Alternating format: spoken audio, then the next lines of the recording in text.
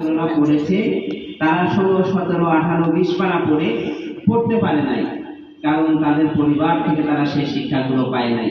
এমন আমাদের অনেক বন্ধু বান্ধব আছে, হেফ শেষ করেছে, এরপরে আর এটা ধরে রাখতে পারে নাই, তারা প্যান্ট শার্ট পরে বেড়ায়, এবং হেফ শেষ করার পরেও একজন ছাত্র সে সিগারেট হাতে নিয়ে ঘুরে বেড়ায়। এটা আমাদের জন্য অত্যন্ত দুঃখজনক।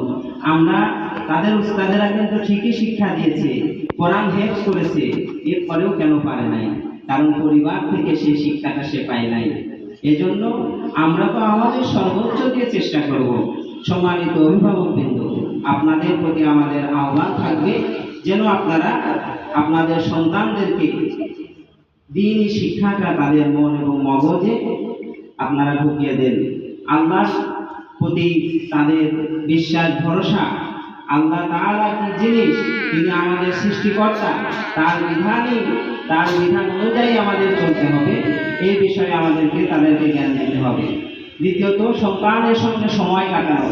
এখন আমাদের অভিভাবকদের অন্যতম সমস্যা, আমরা সারাদিন অফিসে থাকি, সন্ধ্যায় বাসায় এসে মোবাইল নিয়ে পড়ে থাকি।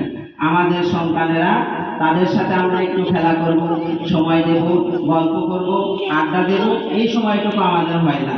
অথচ রাসূলুল্লাহ সাল্লাল্লাহু আলাইহি ওয়াসাল্লাম নিজে ঘোড়া হয়েছেন, হোসাইন তার পিঠে উঠে তাকে ঘোড়া বানিয়ে তিনি তাকে নিয়ে ছুটে বেরিয়েছেন। তা আমরা আমাদের সন্তানদের সাথে এই যেন সময় দিতে পারি। বাচ্চারা আমাদের দেখে শিখে, আমাদের সাথে থাকলে, বাবা মার স্নেহ পেলে তাদের ব্রেনটা ডেভেলপমেন্ট হয়। সম্মানিত হাজির, 3 নম্বরে সন্তানকে হালাল হারাম শেখাতে হবে। দেখবেন একই সাথে পড়ে এক মায়ের সন্তান তার আর এক বন্ধুর ব্যাগ থেকে একটা খাবার জিনিস নিয়ে পকেটে ঢোকাচ্ছে, আরেকজন পড়ে থাকলে সেটা উঠিয়ে নিয়ে উস্তাদের কাছে এনে দেয়, হুজুর এটা আমি করে পেয়েছি। আসে না? এটা পারিবারিক শিক্ষা থেকে হয়।